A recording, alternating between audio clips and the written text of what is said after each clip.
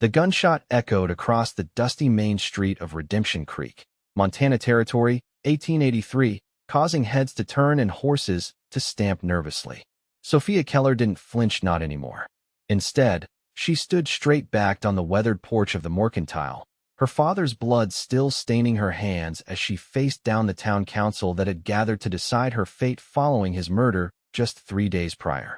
A woman cannot run a business alone in these parts, Mayor Thompson declared, stroking his gray mustache with self-importance. Particularly not one as vital as our town's only mercantile.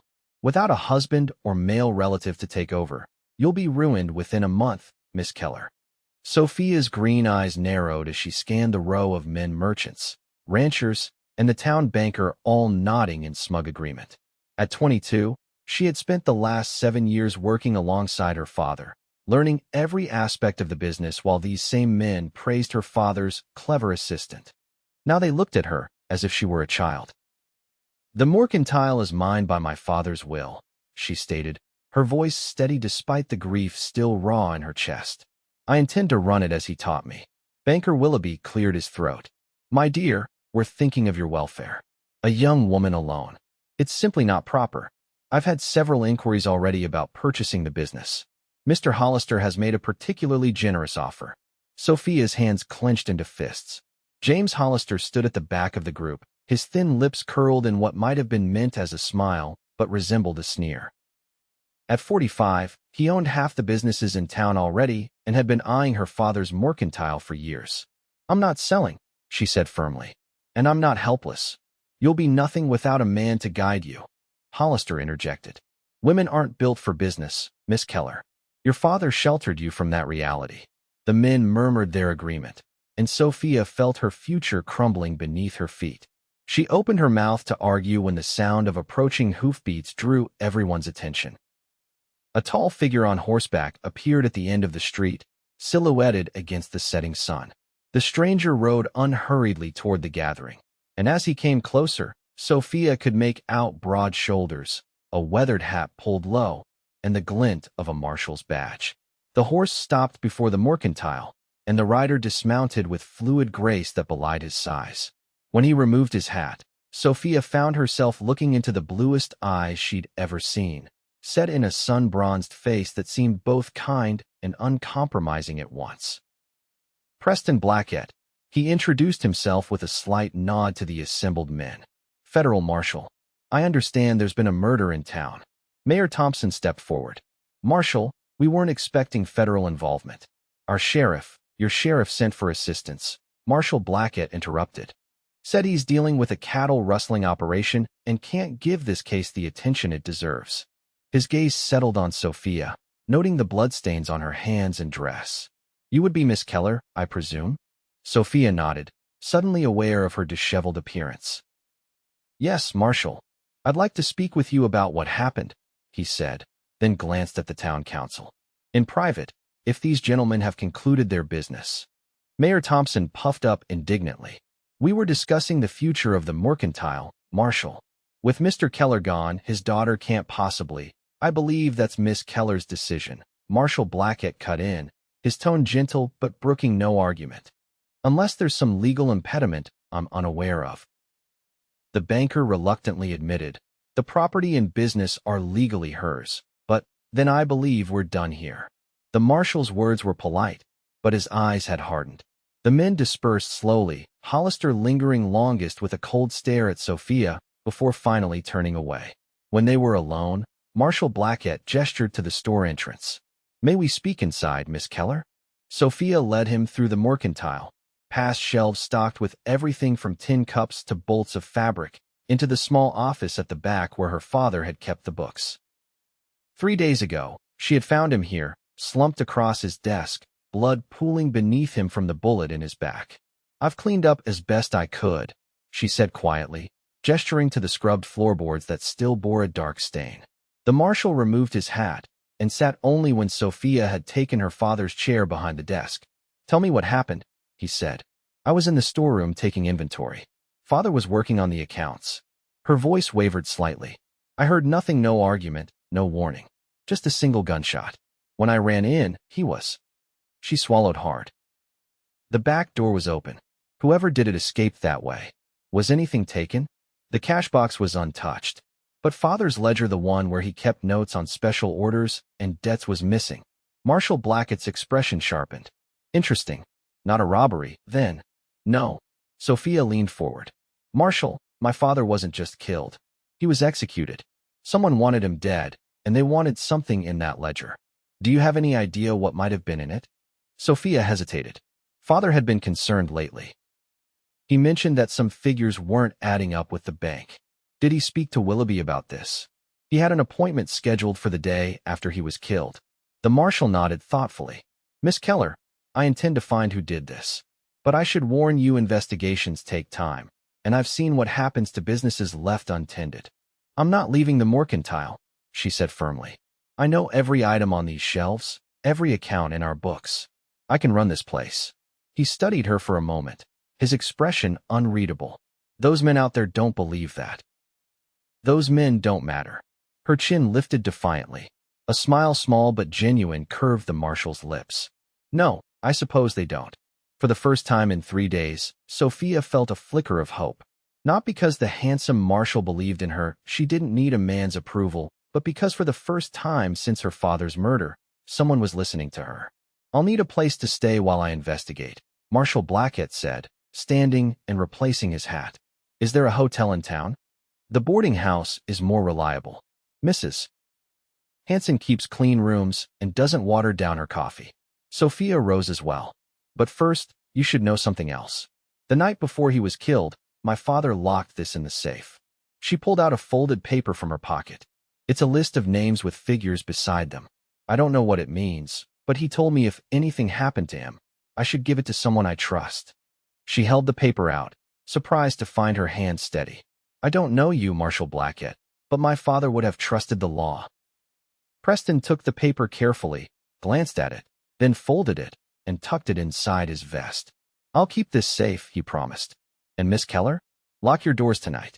After he left, Sophia went through the motions of closing the store, her mind racing. She wasn't naive, she knew the challenges that lay ahead.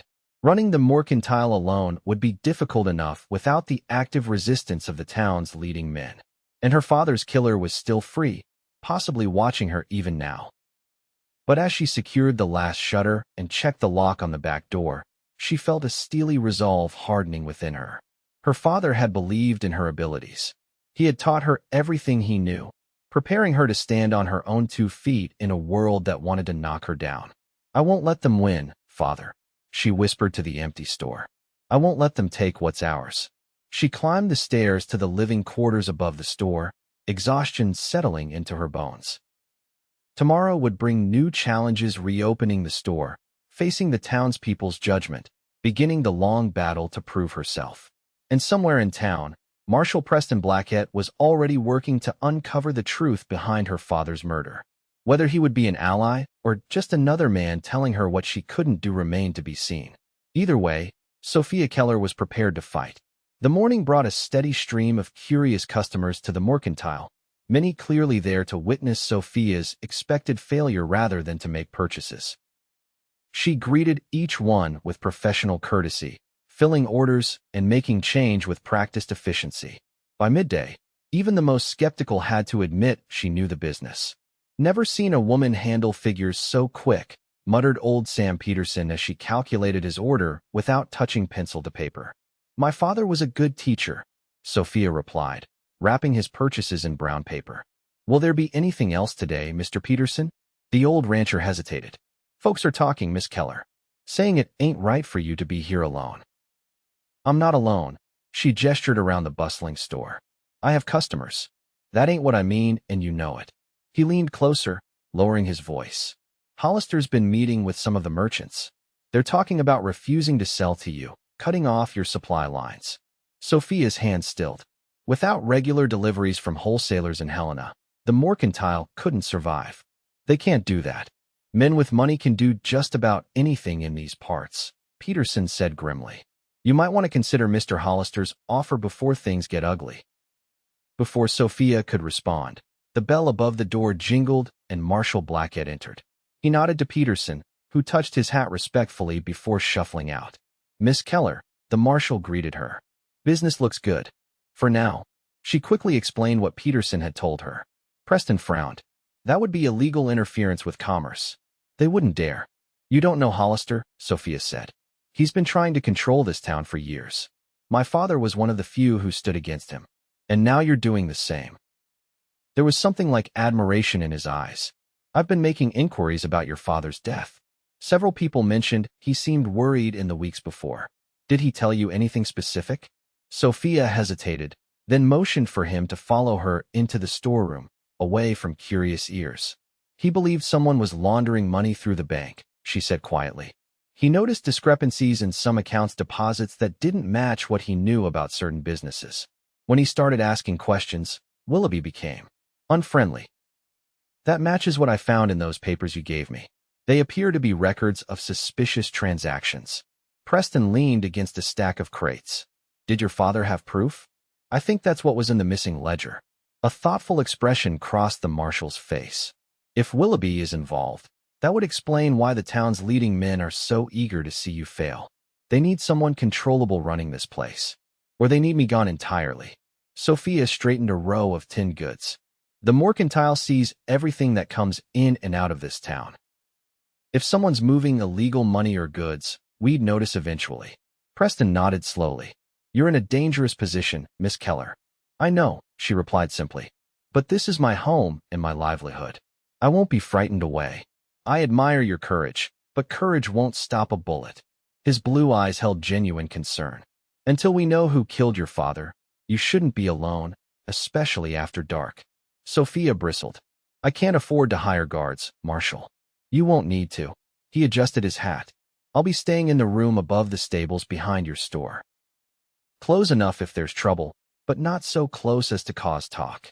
She wanted to refuse, to insist she could manage alone, but practicality won out. Thank you, she said finally. But I won't have you neglecting your investigation to watch over me. Finding your father's killer is my job, Miss Keller. Keeping you safe is part of that job. A faint smile touched his lips. And I've always been good at multitasking.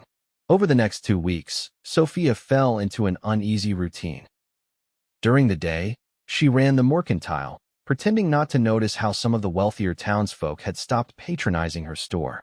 At night, she would often see Preston's silhouette as he patrolled around the building, vigilant as a guard dog. They spoke frequently about the investigation, about the mercantile's business, and increasingly about themselves. She learned he had grown up in Colorado, the son of a mine foreman who had taught him to value justice above all else. He discovered her love of books, her dream of someday traveling to New York or even Europe, ambitions her father had encouraged despite their modest means. What began as professional courtesy evolved gradually into friendship, and Sophia found herself looking forward to their conversations. Preston treated her as an equal, valuing her opinions and never once suggesting she couldn't manage on her own. It was refreshingly different from the condescension she received from most men. But the peaceful routine was shattered one evening when Sophia was closing up. A rock came crashing through the front window, sending glass shards flying across the display of ladies' hats. Attached to it was a note: sell or burn. Preston came running at the sound of breaking glass, gun drawn. When he saw the note in Sophia's trembling hand, his expression darkened. This stops now, he said, his voice dangerously quiet. Pack a bag, Miss Keller. You're not staying here tonight. I can't leave the store unattended, she protested. I'll have Deputy Collins watch it. You're coming with me to Mrs. Hanson's boarding house, where I can ensure your safety. For once, Sophia didn't argue. As they walked the short distance to the boarding house, Preston's hand hovered near her back, not quite touching but close enough that she could feel his protective presence. I'm making progress on the investigation, he told her. I've confirmed your father's suspicions about the bank. Willoughby has been accepting large deposits from certain ranchers, far more than their operations could legitimately produce. Cattle rustling? Sophia asked. Preston nodded grimly. On a massive scale. Your father must have pieced it together from the purchase patterns he saw at the mercantile. These operations would need supplies that didn't match their reported herd sizes.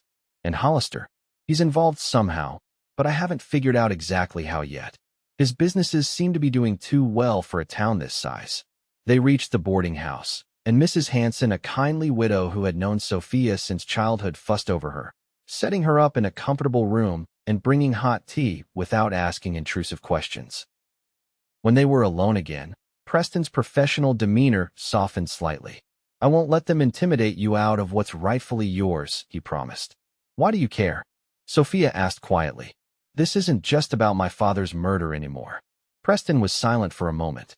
"I've seen too many good people crushed by those with power and money," he finally said. "Your father stood against corruption, and now you're doing the same. That deserves protection." Their eyes met, and something unspoken passed between them, an understanding, a connection that transcended their brief acquaintance. Sophia looked away first, unsettled by the warmth spreading through her chest. "Get some rest," Preston said, moving toward the door. "Tomorrow we start pushing back." True to his word, the next day Preston took action. He visited each merchant who had stopped selling to Sophia, flashed his federal badge, and delivered stern warnings about the legal consequences of commercial collusion. By afternoon, 2 suppliers had nervously approached Sophia about resuming their regular deliveries. Encouraged by this small victory, Sophia worked late into the evening, catching up on paperwork. She had just finished when there was a soft knock at the mercantile's back door. Cautious after the rock-throwing incident, she grabbed the shotgun her father had kept under the counter before approaching. "Who's there?" she called. "It's me," came Preston's voice. "I have news." She unlocked the door to find him looking grimmer than usual, his clothes dusty from riding. "I found a witness," he said without preamble. "A ranch hand who saw Willoughby's men moving unmarked cattle the night before your father was killed. He's willing to testify that Hollister was with them." Sophia's heart raced. That connects them to the rustling, but not necessarily to father's murder. "There's more. The witness overheard an argument between Hollister and your father outside the bank that morning. Your father threatened to take what he knew to the territorial governor. That would give them motive," Sophia whispered. "But would it be enough to convince a judge?" Preston sighed, removing his hat and running a hand through his dark hair. "Probably not without more evidence. We need that ledger, or someone who saw the actual murder." Frustration welled up in Sophia. "So they'll get away with it." "Not if I can help it." Preston's jaw set determinedly. "I've sent for additional marshals. When they arrive, we'll execute search warrants for both Hollister's office and the bank." A commotion from the street interrupted them, shouting voices and the sound of running feet. Preston drew his gun and moved to the front window, peering cautiously through the curtain. "Fire," he said sharply. "At the far end of town. The livery stable." They rushed outside to see flames already engulfing the wooden structure. Townspeople were forming a bucket brigade, but the fire was spreading quickly to neighboring buildings. "This is no accident," Preston said, scanning the chaotic scene. "The timing's too convenient." Sophia suddenly grabbed his arm. "The boarding house Mrs. Hanson's is right next to the livery." They ran toward the growing inferno, joining the desperate efforts to control the blaze. For hours, Sophia passed buckets alongside everyone else, her arms aching and lungs burning from the smoke. Preston disappeared into burning buildings twice, helping to evacuate residents. By dawn, the fire was finally contained, but 4 buildings had been destroyed, including the livery and, as Sophia had feared, Mrs. Hanson's boarding house. Miraculously, no one had died, though several people suffered burns and smoke inhalation. As the exhausted townspeople began to disperse, Preston found Sophia sitting on a water trough, her face streaked with soot and her dress ruined. "Are you all right?" he asked, his own voice hoarse from smoke. She nodded wearily. "Did you find who started it?" "Not yet, but I will." He sat beside her, wincing slightly, and Sophia noticed a bloodstain on his sleeve where he'd torn his shirt. "You're hurt," she said, reaching for his arm. "It's nothing. A falling beam grazed me."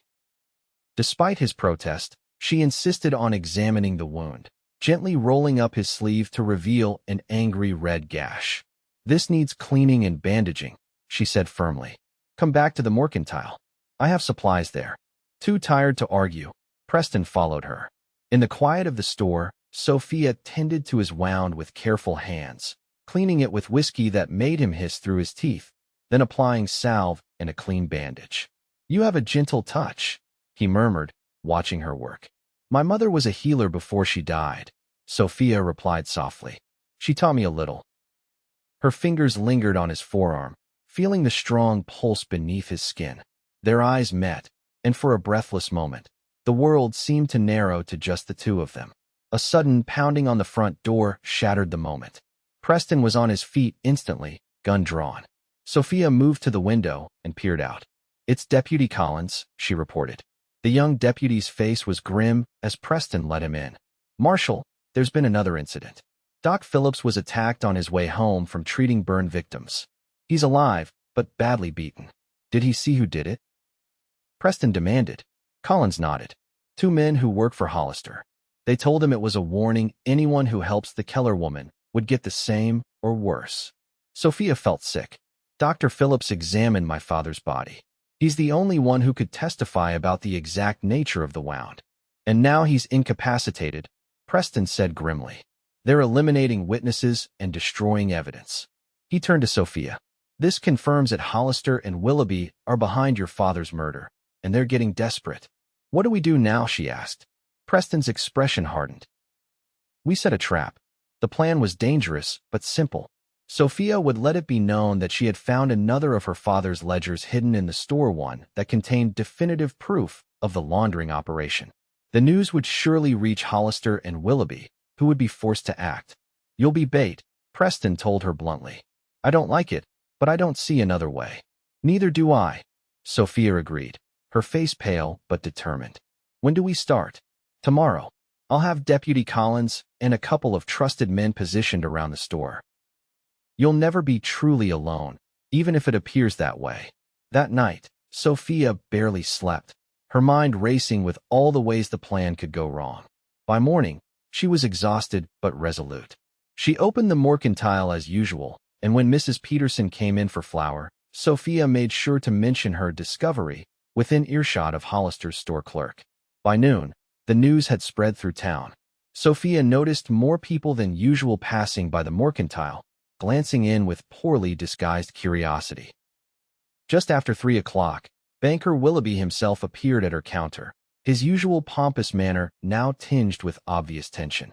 "Miss Keller," he began without preamble, "I understand you've found some of your father's old records." Sophia measured out coffee beans for another customer before answering. "Yes, Mr. Willoughby. Father was always thorough with his documentation. Perhaps you might allow me to review them? As your father's banker, I could help make sense of his financial notes."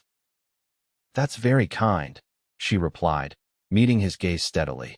"But I've already begun organizing them myself. Father taught me well." Willoughby's face reddened slightly. "I must insist, Miss Keller. As a fiduciary representative, is there a particular document you're looking for, Mr. Willoughby?" she asked innocently. The banker's fingers tightened on his walking stick. "Not at all. I merely wish to be helpful during this difficult time." "Then I thank you for your concern, but I have everything under control." After Willoughby left, Preston slipped in through the back door. "Good work," he said quietly. He took the bait. One of my men followed him straight to Hollister's office. "What now?" Sophia asked, her heart racing despite her outward calm. "Now we wait. They'll make their move tonight, when they think you're vulnerable." He checked his gun. "I'll be hidden in the storeroom. Collins and the others will be watching every approach to the building.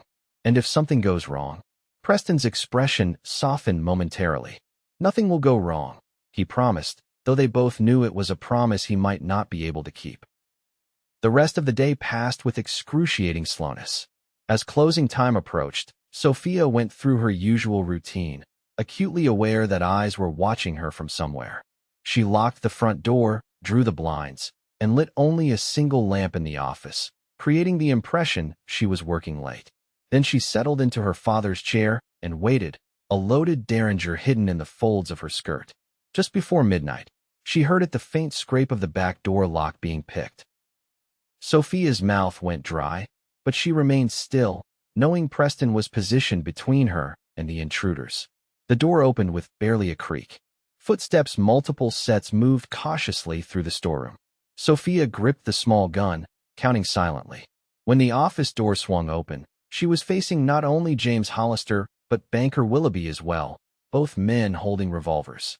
"Good evening, gentlemen," she said, her voice remarkably steady. I'm afraid the store is closed. Where is it? Hollister demanded without preamble. The ledger your father kept. Sophia raised her eyebrows. Why would that interest you, Mr. Hollister? Don't play games, girl, Willoughby snapped. Your father was sticking his nose where it didn't belong. Now you're doing the same. It ends tonight. Are you admitting to killing my father? Sophia asked, stalling for time, wondering why Preston hadn't made his move yet. Hollister smiled coldly. What happens to you will look like a robbery gone wrong, just like it did with him. A tragic end for the Keller family. Is that how you've become so successful, Mr. Hollister? Murdering your competition? She stood slowly, keeping the derringer concealed. How many others have you killed to build your empire? Enough talk, Willoughby hissed. Where is the ledger? I don't have it, Sophia said truthfully. I sent it to the territorial governor this morning. Hollister's face contorted with rage. You're lying. She's not, came Preston's voice from the doorway behind them.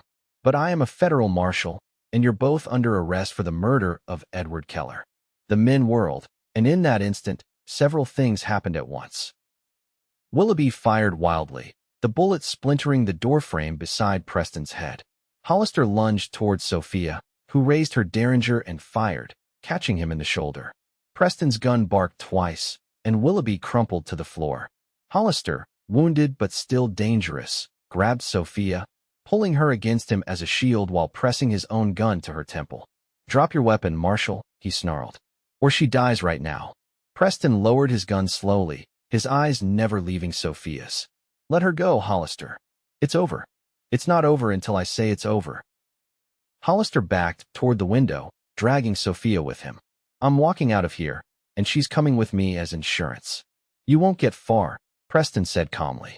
The town is surrounded by federal marshals. Your rustling operation is finished. Hollister laughed harshly. You think I care about the cattle? That was just the beginning. We have partners in 3 territories.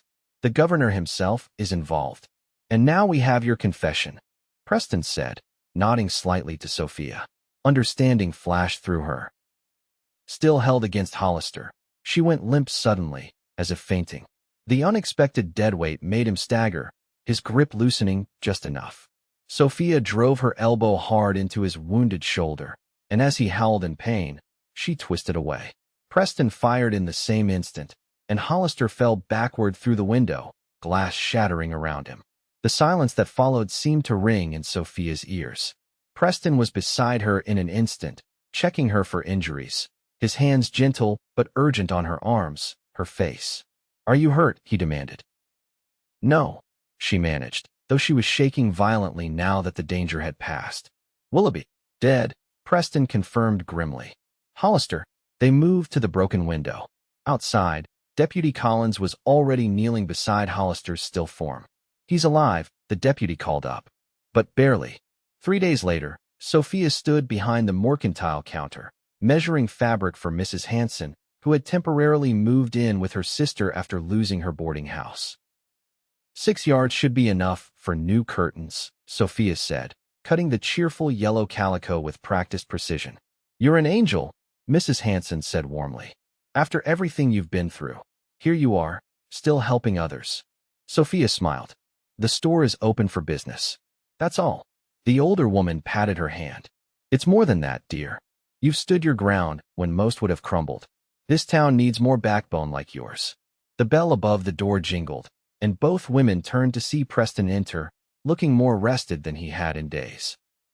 He nodded politely to Mrs. Hanson before addressing Sophia. Miss Keller, I was hoping I might have a word. Mrs. Hanson gathered her purchases with a knowing smile. I'll just be going. Thank you again, Sophia dear. When they were alone, Preston removed his hat, seeming uncharacteristically hesitant. I've received new orders from the territorial office, he said finally. Hollister regained consciousness this morning and has implicated several officials in the rustling operation. I'm to escort him to Helena for trial once the doctor clears him for travel. I see, Sophia said, her heart sinking despite her best efforts. Of course he would be leaving. His job here was done. When do you depart? Within the week. Preston moved closer to the counter, his blue eyes serious. I wanted to thank you for your courage throughout this ordeal. Without your help, we might never have broken this case. I should be thanking you, she countered. You believed in me when no one else did. It wasn't hard to believe in you, Sophia. It was the first time he had used her given name, and the sound of it in his deep voice made her breath catch. You're the most capable person, man or woman, I've met in my years as a marshal.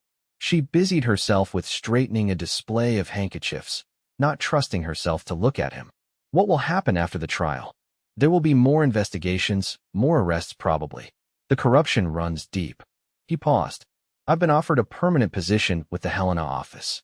It would mean settling in one place, rather than traveling the territory. Sophia finally met his gaze. Is that what you want? I thought I knew what I wanted, Preston said quietly. Until I came to Redemption Creek. The air between them seemed to thicken with unspoken words. Sophia found herself unable to look away from him, from the warmth in his eyes that mirrored something growing in her own heart. They said I'd be nothing without a man, she said softly, remembering the town council's judgment, that I couldn't survive alone. Preston reached across the counter, his hand covering hers. You've proven them wrong. You would have succeeded with or without my intervention, Sophia Keller. Perhaps, she acknowledged. But having you here made the journey less lonely. His fingers tightened on hers. I have to leave, he said regretfully. But I was hoping. That is, I wondered if you might consider corresponding with me while I'm in Helena. Corresponding, Sophia repeated, a smile beginning to curve her lips. As friends, of course, he added quickly. Or perhaps. He trailed off, uncharacteristically uncertain. Perhaps more than friends, she suggested gently. The relief in his eyes was answer enough. Yes, if you were amenable. Sophia turned her hand beneath his, lacing their fingers together. I would be very amenable, Marshal Blackett. The weeks following Preston's departure were busy ones for Sophia. Business at the mercantile flourished as the town, shocked by the revelations about their leading citizens, rallied around those who had stood against corruption. Sophia hired 2 assistants to help manage the increasing trade and began making plans to expand the store's inventory. Preston wrote regularly, detailed letters describing the ongoing investigation and the preparations for Hollister's trial. Between the official information, he shared personal thoughts, his hopes for the future, memories of his childhood, reflections on books they had both read. Sophia treasured these glimpses into the man behind the marshal's badge and responded with equal openness about her own dreams and fears. 2 months after leaving Redemption Creek, Preston returned. Sophia was helping a customer when the bell above the door jingled, and she looked up to see him standing there, his tall frame silhouetted against the bright September sunshine. For a moment, she couldn't move, couldn't speak, could only drink in the sight of him broader than she remembered, his face more tanned, his eyes just as intensely blue. Marshal Blackett, she finally managed, her voice betraying none of the tumult in her heart.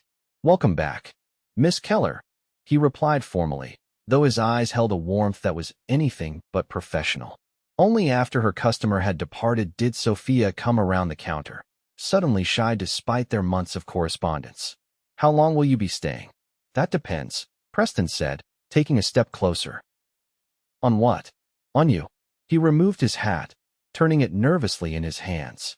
I've been offered a permanent position here as territorial representative. The governor feels Redemption Creek needs closer oversight during the rebuilding of its governance. Joy flared within her, but Sophia kept her expression measured. And is that what you want? To stay here? Preston set his hat on the counter and took both her hands in his. Sophia, these past months have shown me what I truly want. Every letter I received from you made it clearer. I want to be where you are. Preston, please, let me finish. I know you don't need a man to succeed. You've proven that beyond any doubt. But I'm hoping you might want one anyway, not to run your business or make your decisions, but to stand beside you, to share your burdens and your joys. Sophia's heart was pounding so hard, she was sure he must hear it. Are you proposing an arrangement, Marshal Blackett? A smile curved his lips. I'm proposing marriage, Miss Keller, if you'll have me. Instead of answering immediately, Sophia reached up and touched his face, tracing the strong line of his jaw with gentle fingers. They said I'd be nothing without a man, she murmured. Preston caught her hand and pressed a kiss to her palm. And I say you've been everything to me, he replied softly. Everything I never knew I was missing. Their first kiss was gentle, a tentative exploration that quickly deepened into something more urgent, more honest than words could express. When they finally parted, Sophia was breathless, her hands still clinging to his shoulders. "Is that a yes?" Preston asked, his voice husky. Sophia laughed, the sound bright with happiness. "Yes, Preston Blackett. That is most definitely a yes." Spring 1884 brought new beginnings to Redemption Creek. The town was recovering from the scandal that had rocked its foundations, with honest leadership now guiding its growth. The rebuilt boarding house was thriving under Mrs. Hanson's care, and the mercantile expanded and renamed Keller and Blackett General Goods had become the heart of the community. On a perfect May morning, Sophia stood before the mirror in her bedroom above the store, hardly recognizing the woman who gazed back at her. Her dark hair was arranged in an elegant twist, adorned with tiny white flowers. The wedding dress ordered specially from Denver was simpler than what many brides might choose, but its clean lines and fine fabrics suited her perfectly. A knock at the door preceded Mrs. Hanson's entrance. The older woman's eyes immediately filled with tears. "Oh, my dear," she sighed. "You look absolutely beautiful. Your father would be so proud." Sophia touched the locket around her neck, her mother's, containing a small portrait of both parents. "I wish he could be here." "He is, in a way," Mrs. Hanson said gently. "In everything you've built, everything you've overcome." She adjusted Sophia's veil with practiced hands. "Now, are you ready? Your groom is waiting, and from the look of him, he's about ready to wear a path in the church floor with his pacing." Sophia laughed, her nervousness melting away. "I'm ready." The small church was filled to capacity, the entire town having turned out to witness the union of their mercantile owner and their marshal.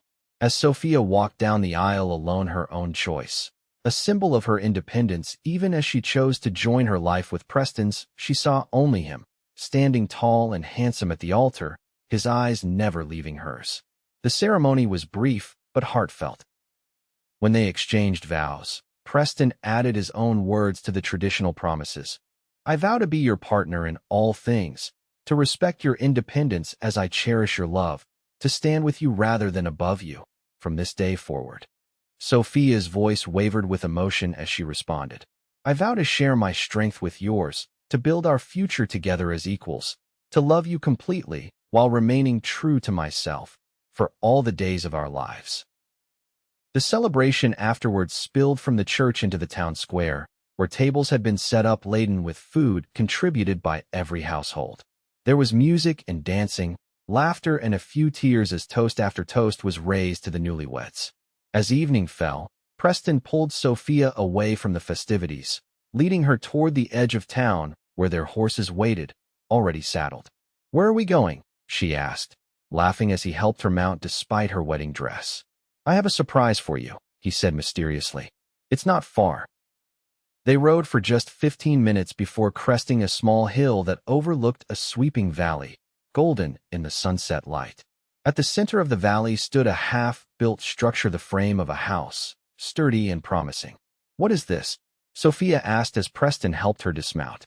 "Our home," he answered, taking her hand and leading her toward the construction. "If you approve, of course. I know we've been comfortable in the rooms above the store, but I thought perhaps you might want a place that's just ours, away from business but still close to town." Sophia walked through the skeleton of the house, touching the fresh-cut lumber, imagining walls and windows, a hearth and a kitchen, bedrooms for the family they might one day have. "When did you do all this?" she asked, amazed. "I've been working on it with some friends whenever I could slip away. Do you like it?" Sophia turned to him, her eyes shining with unshed tears. "It's perfect. Absolutely perfect." Preston drew her into his arms, the setting sun painting them both in golden light. "I want to build a life with you, Sophia. Not just a business or a house, but a true partnership." "We already have that," she whispered, leaning into his embrace. "From the moment you stood up for me against the town council." He laughed softly. "I didn't stand up for you. I merely prevented others from standing in your way. You've always been capable of fighting your own battles." "Yes," she agreed, rising on tiptoe to kiss him. "But it's nice not to fight alone anymore." As darkness settled over the valley, they sat together on the foundation of what would be their porch, planning their future while stars appeared overhead. They spoke of the store's expansion, of Preston's work maintaining law and order in the growing territory, of children who might someday play in the yard around them. "Do you ever regret staying in Redemption Creek?" Sophia asked, her head resting on his shoulder. "You could have gone anywhere after the Hollister case." "Not for a single moment," Preston answered without hesitation. "Everything I want is right here."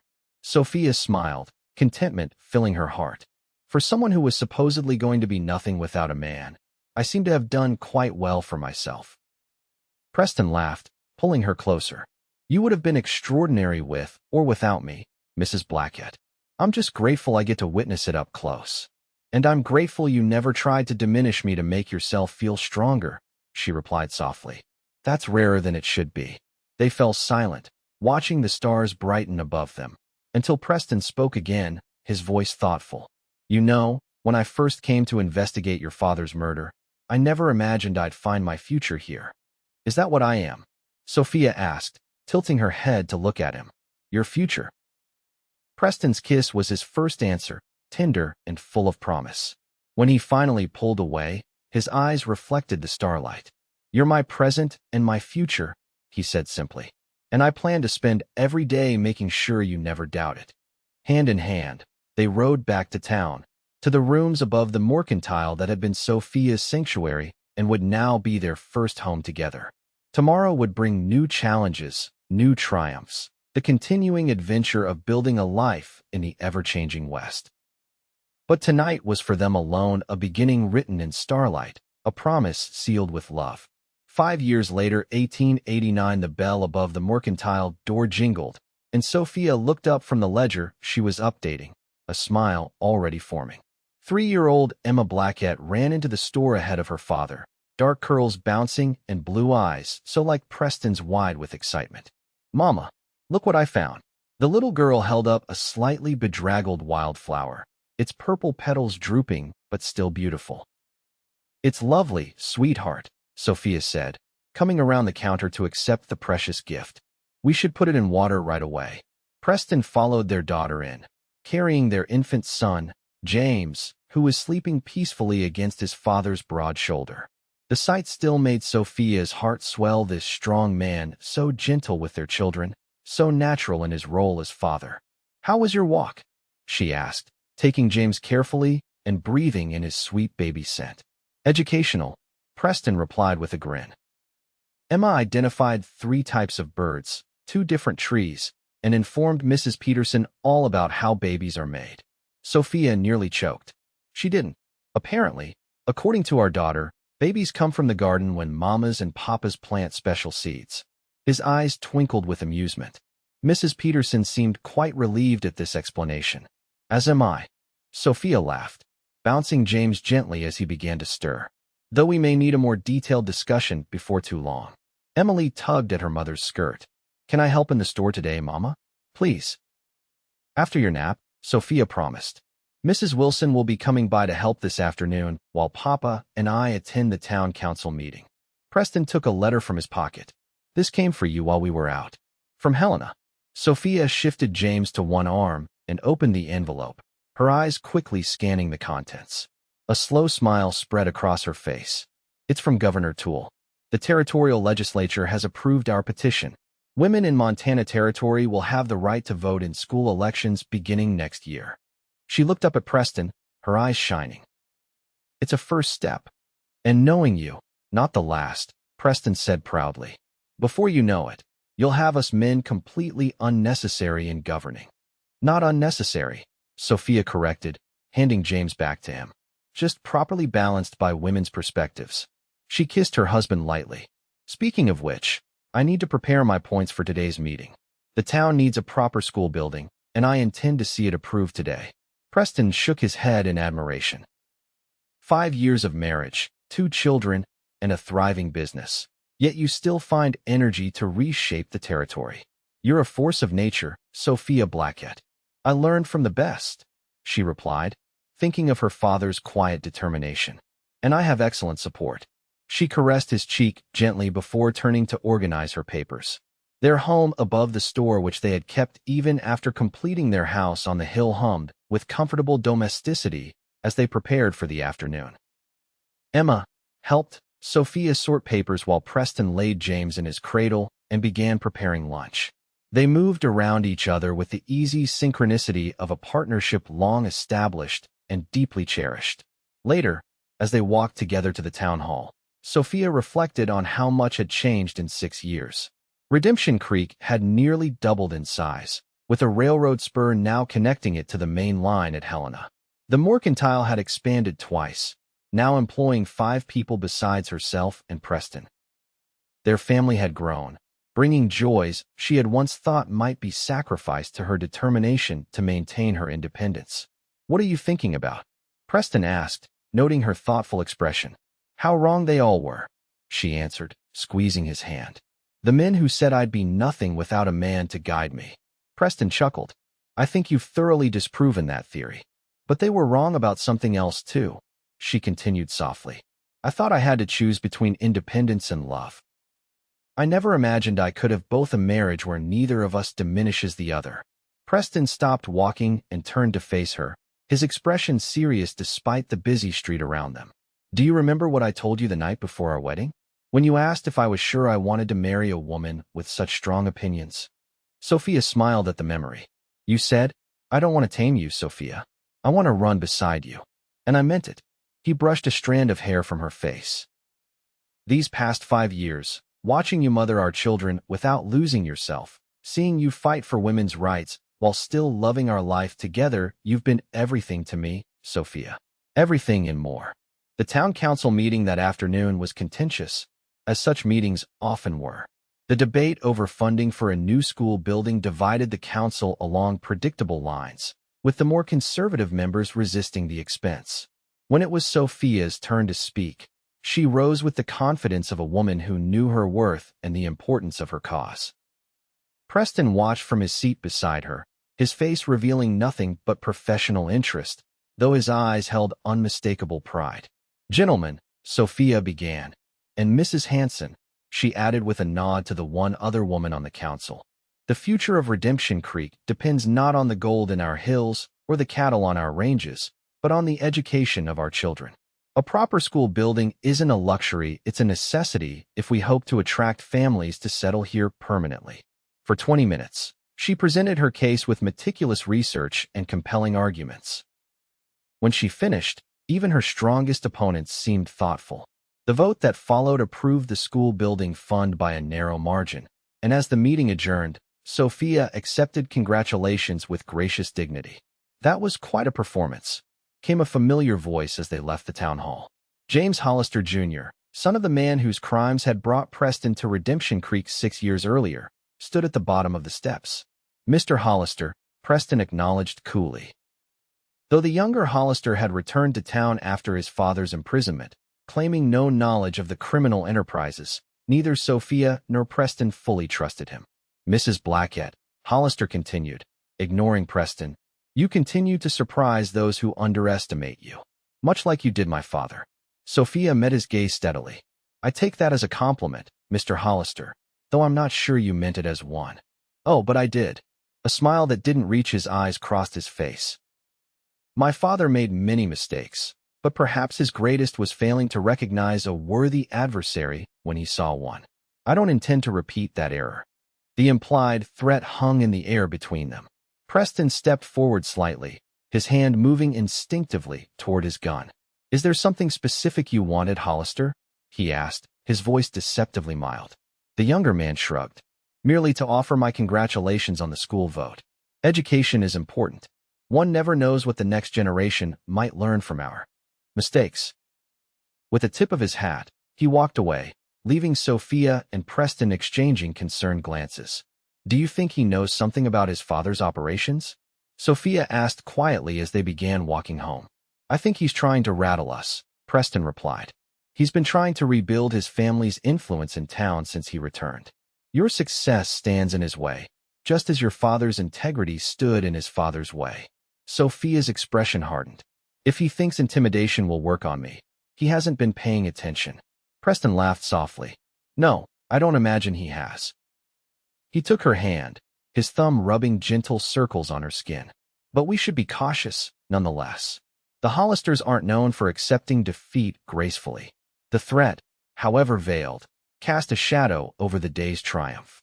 As they collected their children and headed to their home on the hill for the evening, Sophia found herself watching the road behind them, scanning the trees that lined their property with wary eyes. That night, after the children were asleep, Sophia and Preston sat on the porch swing, a blanket draped across their laps against the autumn chill. The valley below was peaceful, lights from town twinkling in the distance. "Do you ever regret it?" Sophia asked suddenly. "Standing up for me that first day, getting involved in all this?" Preston's arm tightened around her shoulders. "What brought this on? Hollister's son, I suppose. Wondering if we'll ever truly be free of the past." "I regret many things in my life," Preston said thoughtfully. "Decisions made too quickly, judgment rendered too harshly. But meeting you, standing with you, those I could never regret, even if we face 1,000 Hollisters." Sophia rested her head against his shoulder, drawing comfort from his steady presence. "When I was growing up, my father told me stories about my mother, how brave she was, how determined. He said she taught him that true strength isn't about force or power, but about standing firm in what you believe." "She sounds like someone I would have admired," Preston said. "You would have," Sophia agreed. "And she would have approved of you, I think. Not because you're strong or successful, though you are both those things, but because you understand that my independence doesn't diminish your worth, just as your support doesn't compromise my freedom." Preston pressed a kiss to her temple. "That's what partnership means, Sophia. Not one leading and one following, but two people walking together, sometimes one stepping ahead when needed, sometimes the other." They sat in companionable silence, watching the stars emerge overhead, until a soft cry from inside signaled that James was awake and hungry. As Sophia rose to tend to their son, Preston caught her hand. "Whatever comes," he said seriously, "whatever Hollister or anyone else might try, we'll face it together. I promise you that." Sophia leaned down to kiss him, pouring into it all the love and trust that had grown between them over the years. "I know," she whispered against his lips. "And that's everything." The lamp burned low in their bedroom as night deepened around the house on the hill. In his cradle, James slept peacefully, while Emma dreamed in her small bed across the hall, secure in the knowledge that she was cherished. And beside each other, Sophia and Preston Blackett found the rest that comes with absolute certainty that whatever challenges tomorrow might bring, they would meet them as they had met all others, side by side, neither one diminished by the other's strength, both made greater by their union. In a world that had insisted a woman was nothing without a man, Sophia had proven her worth alone. In a life where a lawman might have sought a docile wife, Preston had found his greatest ally in a woman who challenged conventions. Together, they had built something neither could have created alone: a family, a business, a legacy of respect and equality that would echo long beyond their years in Redemption Creek. They had become, in every sense that mattered, everything to each other. And that was more than enough.